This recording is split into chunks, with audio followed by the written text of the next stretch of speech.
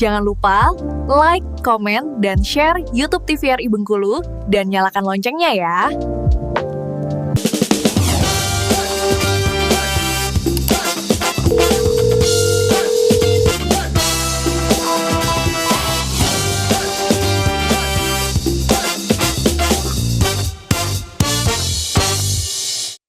Sahabat saya, terima kasih Anda kembali menyaksikan Dokter Gito bersama kita sehat dengan tema kita kali ini membahas mengenai bahaya rokok dan juga vape. Nah, Dokter Wenti silahkan dilanjutkan karena ini menarik sekali, terjadi di setiap saat, rasanya setiap hari di mana saja pasti ketemu. Oke, tadi kita agak melangkah sedikit ya. Jadi kalau batas ini tadi ya, langkah untuk melindungi orang tercinta dan pencegahan yang aplikatif ya, artinya yang bisa diterapkan ya.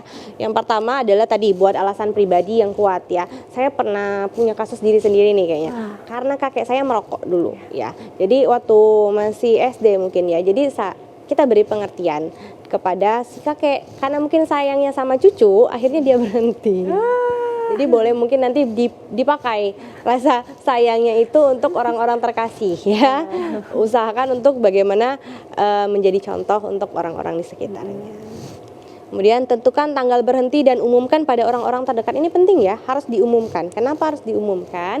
Supaya kalau yang teman-temannya masih merokok, mereka menjadi lebih sungkan biasanya ya. Jadi bahkan membantu untuk yang mau berhenti merokok ya, disupport. Nah, karena keluarganya akhirnya mensupport, oke berhenti, jangan ke sana dulu atau lakukan aktivitas-aktivitas lebih bermakna ya. Kemudian catat pemicu merokok, misal stres, kopi, kumpul dengan perokok. Nah, jadi yang pemicu rokok tadi boleh diganti aktivitasnya nanti. Misalnya kalau saya lagi stres, saya bisa merokok, boleh ganti dengan mungkin nonton ke bioskop gitu ya. Atau misalnya belanja, atau mungkin memancing juga bisa ya. Kemudian ganti kebiasaan ya, sangat ingin merokok boleh dengan minum air, kunyah permen karet. Ini yang paling sering kunyah permen karet, itu bagus ya. Jadi selain untuk menggantikan aktivitas merokok, itu juga bagus untuk peredaran darah. Karena ketika mengunyah itu peredaran darah dan jantung juga lebih terjaga sebenarnya. Tapi ingat ya, kalau yang ada diabetes harus lihat dulu komponen dari permen karetnya, gulanya seberapa ya. Atau bisa dengan jalan-jalan sebentar, atau mungkin melakukan aktivitas lain lah selain merokok tadi ya.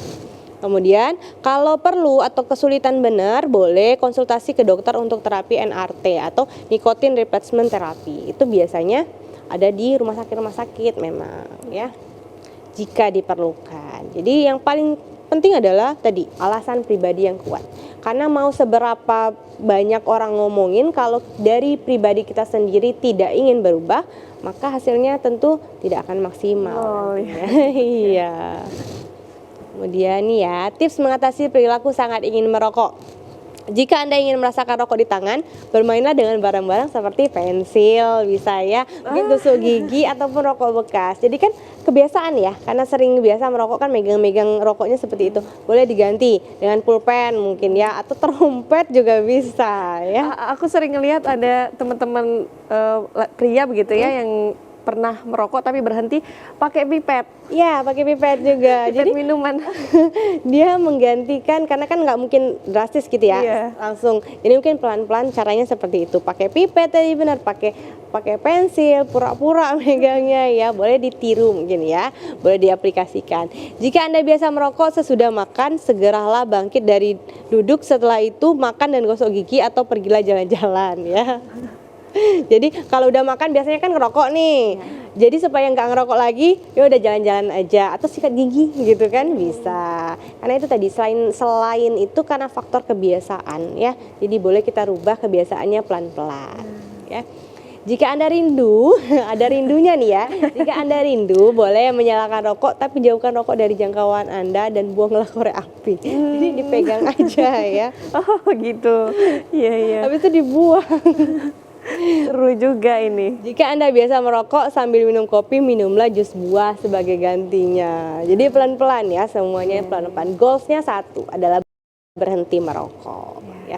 Apapun caranya, goalsnya satu, berhenti merokok untuk kesehatan diri sendiri dan keluarga. Oke, jika sudah berhenti, maka hindari kambuh. Jadi bukan tidak mungkin kalau udah berhenti tiba-tiba jadi kambuh ya.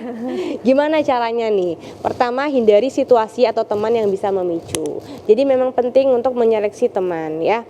Karena apalagi semakin usia semakin tua, pasti tentu saja orang-orang sekitar sudah mungkin terseleksi ya. Ya. Jadi memang penting kita untuk bisa menyeleksi teman-teman yang baik dan tepat ya. Jangan sampai salah pergaulan, yang maunya berhenti merokok akhirnya jadi kecemplung lagi gara-gara temennya ya. Sibukkan diri dengan aktivitas yang sehat, olahraga, hobi, relaksasi. Olahraga itu benar-benar menyita perhatian loh. Jadi kalau ingin berhenti merokok, boleh dicoba untuk lakukan aktivitas olahraga. Ya, karena selain untuk badan sehat, dia mengeluarkan dopamin. Artinya hormon kesenangan untuk tubuh kita. Menjadi candu juga, tapi candunya dalam arti yang positif. Ya, artinya olahraga itu meningkatkan kesenangan tubuh, kesenangan diri sendiri, tubuh sehat, dan akhirnya menjadi ritme hidup yang sehat. Ya, hobi relaksasi, boleh ganti dengan mungkin baca buku, main PS, nggak apa-apa sih kalau mau main PS ya. Kemudian bagi keluarga atau orang terdekat, jadikan rumah dan mobil sebagai zona bebas asap rokok. Ini mobil paling sering ya. Kemudian berani menegur dengan cara empati dan suportif, bukan dengan marah. Ya. Kemudian tawarkan bantuan. Kalau kamu mau berhenti, aku dukung sepenuhnya. Jadi untuk orang-orang sekitar boleh disupport orang-orang terkasihnya yang masih merokok ya. Boleh diberikan pengertian pelan-pelan, lalu disupport ya. Jangan malah sering dimarah-marahin ya. Karena kalau sering dimarah-marahin jadinya bebal ya. Edukasi anak sejak kecil nih bahwa rokok itu bukan hal keren tapi berbahaya. Ini sering nih anak-anak, nanti kalau besarnya mau apa? Nanti mau nyetir pakai mobil sambil merokok katanya gitu kan.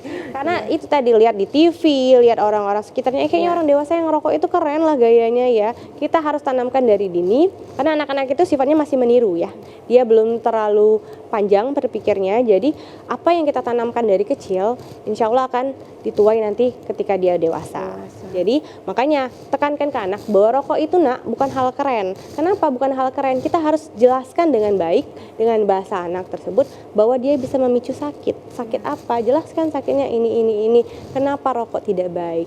Kenapa seperti itu? Karena anak-anak itu sekarang sifatnya ini ya, kritis. Ya, anak-anak itu sifatnya kritis. Jadi kita tidak boleh membohongi. Memberikan penjelasan dengan benar, ya. Karena sampai hari ini pun stigma remaja bahkan terutama laki-laki ya, kalau misalnya nggak ngerokok nggak keren, nggak laki-laki banget gitu katanya. Benar-benar. Itu dari lingkungan sebenarnya. Jadi memang edukasi untuk rokok ini PR kita bersama ya.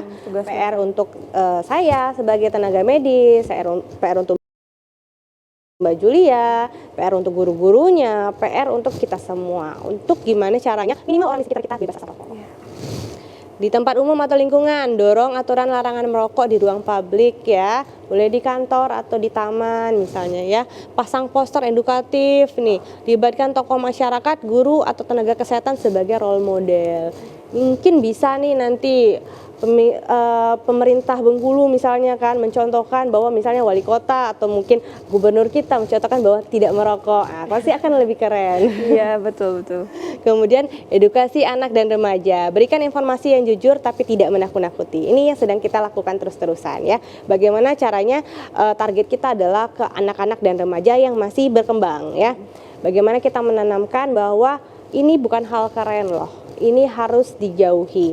Kenapa? Tapi dengan tidak menakut-nakuti ya, kita memberikan fakta dan realita. Yang ternyata fakta dan realita memang agak menakutkan sih.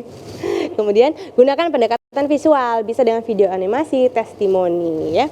Ajak diskusi. Ini sering nih kalau punya anak di rumah yang masih remaja ya, yang SD mungkin kelas 4 ke atas kan sudah bisa diajak berdiskusi ya. Orang tuanya boleh sering diajak berdiskusi gimana kehidupan sekolahnya, ada nggak yang merokok, kasih penjelasan, masukan dari sana. Oh kalau merokok itu kayak gini loh bang, kalau merokok tuh nggak baik loh dek, gini. Jadi kan pendekatannya dari hati ke hati biasanya akan lebih bagus ya. Kemudian berikan keterampilan menolak. Kalau ditawari teman, kamu bisa bilang tidak. Jaga paru-parunya.